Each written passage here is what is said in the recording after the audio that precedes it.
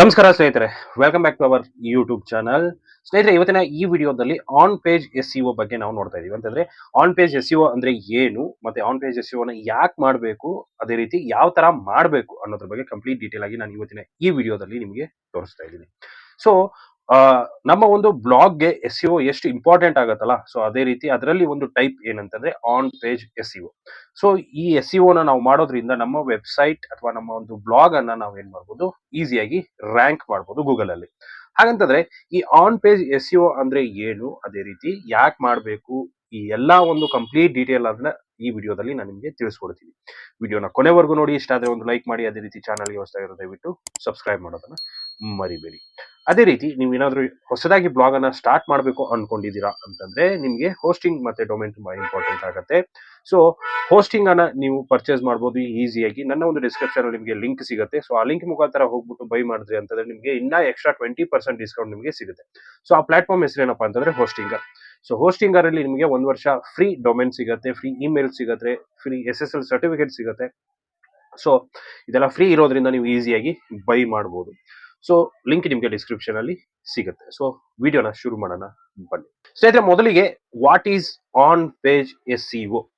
So on page S C O ಅಂದ್ರೆ ಏನು ಅಂತಂದ್ರೆ ನಿಮ್ಮ ಒಂದು ಕಂಟೆಂಟ್ ಇರತ್ತಲ್ಲ ಅದನ್ನ ಆಪ್ಟಿಮೈಸ್ ಮಾಡುವಂತದ್ದು. So on page S C ಒದಲ್ಲಿ ನಾವು ನಮ್ಮ ಕಂಟೆಂಟ್ ಅನ್ನ ಆಪ್ಟಿಮೈಸ್ ಮಾಡೋದು, ಅದೇ ರೀತಿ ಇಮೇಜಸ್ ಅನ್ನ ಆಪ್ಟಿಮೈಸ್ ಮಾಡೋದು, ಅಂದ್ರೆ ನಮ್ಮ ಒಂದು ಕಂಟೆಂಟ್ ಅನ್ನ ಮೇಕ್ ಓವರ್ ಮಾಡೋದು, ಅಂತಂದ್ರೆ ಸ್ವಲ್ಪ ಡಿಸೈನ್ ಮಾಡೋದು. ಸೊ ಯಾವ್ದಾವ್ದು ಎಲ್ಲೆಲ್ಲಿ ಇರಬೇಕು, ಏನೇನ್ ಇರಬೇಕು ಅದೆಲ್ಲ ನಾವು ಒಂದು ಸ್ಟ್ರಕ್ಚರ್ ಕೊಡೋದಕ್ಕೆ ನಾವು on page S C O ಅಂತ ಕರಿತೀವಿ. ಸೊ ಅದರಲ್ಲೆಲ್ಲ ಏನೇನ್ ಬರುತ್ತೆ, ಏನೇನ್ ಸ್ಟೆಪ್ಸ್ ಬರುತ್ತೆ ಅದನ್ನ ಕಂಪ್ಲೀಟ್ ಡೀಟೇಲ್ ಆಗಿ ನಾನು ನಿಮ್ಗೆ ಎಕ್ಸ್ಪ್ಲೈನ್ ಮಾಡ್ತೀನಿ.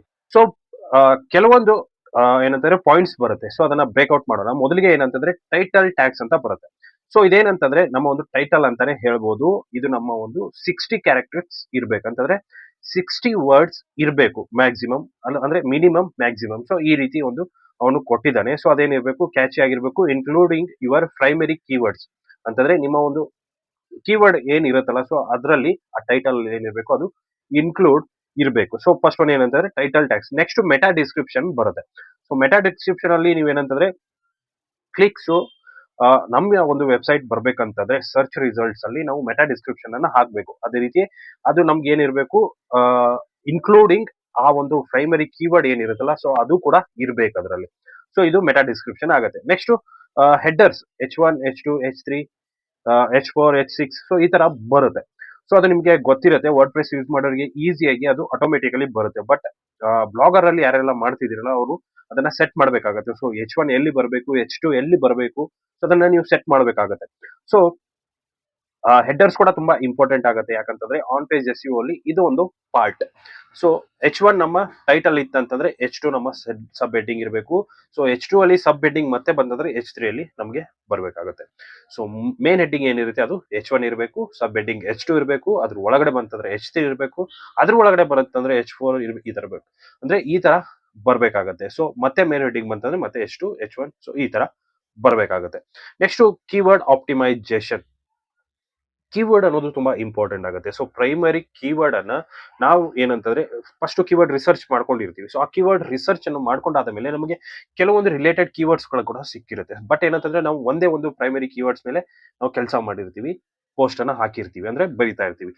ಸೊ ಆ ಪ್ರೈಮರಿ ಕೀವರ್ಡ್ ಏನಿದೆ ಅಂತಂದ್ರೆ ನಮ್ಮ ಕಂಟೆಂಟ್ ಅಲ್ಲಿ ಏನಾಗಿರ್ಬೇಕು, ನ್ಯಾಚುರಲ್ ಆಗಿ ಅಲ್ಲಿ ಏನಾಗಿರ್ಬೇಕು, ಪೇಸ್ಟ್ ಇರಬೇಕು. ಅಂತಂದ್ರೆ ನ್ಯಾಚುರಲ್ ಆಗಿರ್ಬೇಕು. ನಾವೇ ಫೋರ್ಸ್ಫುಲಿ ಪೇಸ್ಟ್ ಮಾಡೋ ಹಂಗಿಲ್ಲ, ಅಂತಂದ್ರೆ ಫೋರ್ಸ್ಫುಲಿ ನಾವೇ ಹಾಕೋಂಗಿಲ್ಲ, ಅದು ನ್ಯಾಚುರಲ್ ಆಗಿ ಬರಬೇಕು.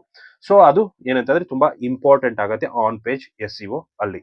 Next content quality. ಇದು ನಿಮ್ಗೆ ಎಲ್ರಿಗೂ ಗೊತ್ತಿರುವಂತದ್ದೇ. ಕ್ವಾಲಿಟಿ ಇಲ್ಲ ಅಂತಂದ್ರೆ ಯಾವುದೇ ಕಾರಣಕ್ಕೂ ನಮ್ಮ ಬ್ಲಾಗ್ ರ್ಯಾಂಕ್ ಆಗಕ್ಕೆ ಚಾನ್ಸ್ ಇಲ್ಲ.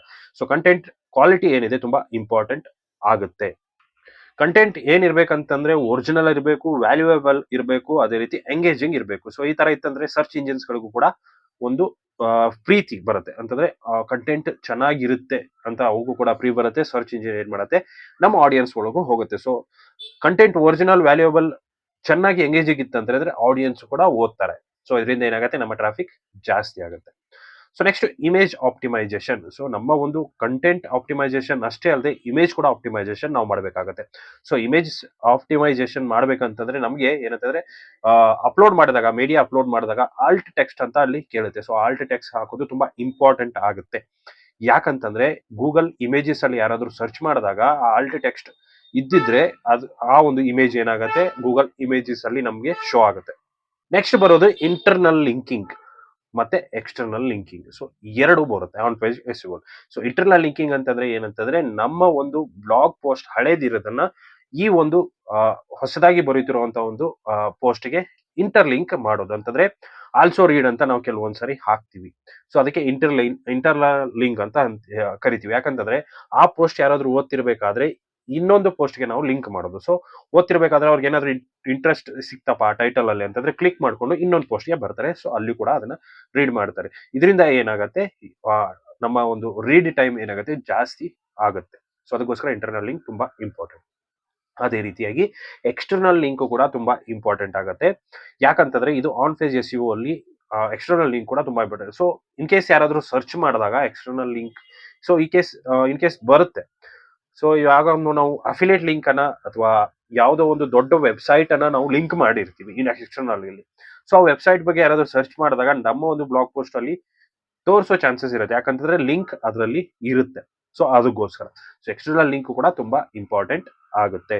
ಸೊ ನಾವು ಏನೇನೆಲ್ಲ ಕಾಮನ್ ಮಿಸ್ಟೇಕ್ ಮಾಡ್ತೀವಿ ಆನ್ ಪೇಜ್ ಎಸ್ಇಒದಲ್ಲಿ ಅಂತಂದ್ರೆ ಫಸ್ಟ್ ಒನ್ ಏನಂತಂದ್ರೆ ಕೀವರ್ಡ್ ಸ್ಟಫಿಂಗ್.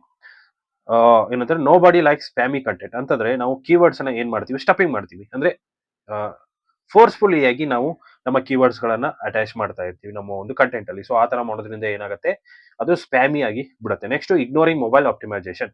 ಸೊ ನಾವು ಏನಂತಂದ್ರೆ ನಮ್ಮ ಒಂದು ಬ್ಲಾಗ್ ಪೋಸ್ಟ್ ಅಥವಾ ಬ್ಲಾಗ್ ಅನ್ನ ಏನ್ ಮಾಡಿರ್ತೀವಿ, ಮೊಬೈಲ್ ಆಪ್ಟಿಮೈಸೇಷನ್ ಮಾಡಿರೋದೇ ಇಲ್ಲ. ಸೊ ಅದು ಕೂಡ ತುಂಬಾ ಪ್ರಾಬ್ಲಮ್ಸ್ ಆಗುತ್ತೆ on page ಎಸ್ಇಒದಲ್ಲಿ.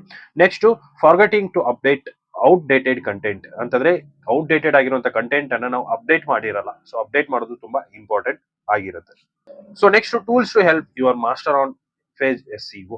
So on page SEO ಮಾಡೋದಕ್ಕೆ ಕೆಲವೊಂದು ಟೂಲ್ಸ್ ಬರುತ್ತೆ. ಸೊ ಆ ಟೂಲ್ಸ್ ಗಳನ್ನ ಕೂಡ ನೀವು ಯೂಸ್ ಮಾಡಬಹುದು. ಸೊ ಫಸ್ಟ್ ಒನ್ ಯೋಸ್ಟ್ ಎಸ್ಇಒ ಬರುತ್ತೆ. ಅದನ್ನ ನೀವು ನಿಮ್ಮ ಪ್ಲಗಿನ್ಸ್ ಆಗಿ ಯೂಸ್ ಮಾಡಬಹುದು. ಇಲ್ಲ ಅಂತಂದ್ರೆ ರ್ಯಾಂಕ್ ಮ್ಯಾಥ್ ಎಸ್ಇಒ ಅಂತ ಬರುತ್ತೆ, ಅದನ್ನ ನೀವು ಯೂಸ್ ಮಾಡಬಹುದು. Next Google search console.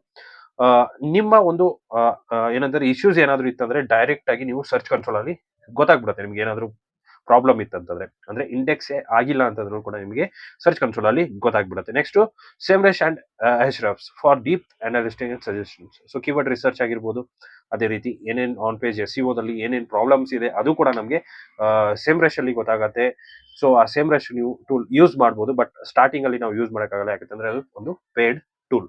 So ಇಷ್ಟು ಒಂದು ಏನಂತಂದ್ರೆ ಫಾಲೋವಿಂಗ್ ಕೆಲವೊಂದು ಸ್ಟೆಪ್ಸ್ ಬರುತ್ತೆ. ಸೊ ಈ ಸ್ಟೆಪ್ಸ್ ಗಳನ್ನ ನೀವು ಫಾಲೋ ಮಾಡ್ಕೊಂಡು ನೀವು ಒಂದು ಬ್ಲಾಗ್ ಪೋಸ್ಟ್ ಅನ್ನ ಹಾಕಿದ್ರಿ ಅಂತಂದ್ರೆ ಈಸಿಯಾಗಿ ನಿಮ್ಮ ಒಂದು ಆನ್ ಪೇಜ್ ಎಸ್ಇಒ ಆಗುತ್ತೆ. ಸೊ ಆನ್ ಪೇಜ್ ಎಸ್ಇಒ ಆಯ್ತು ಅಂತಂದ್ರೆ ನೆಕ್ಸ್ಟ್ ಬರೋದು ಆಫ್ ಪೇಜ್.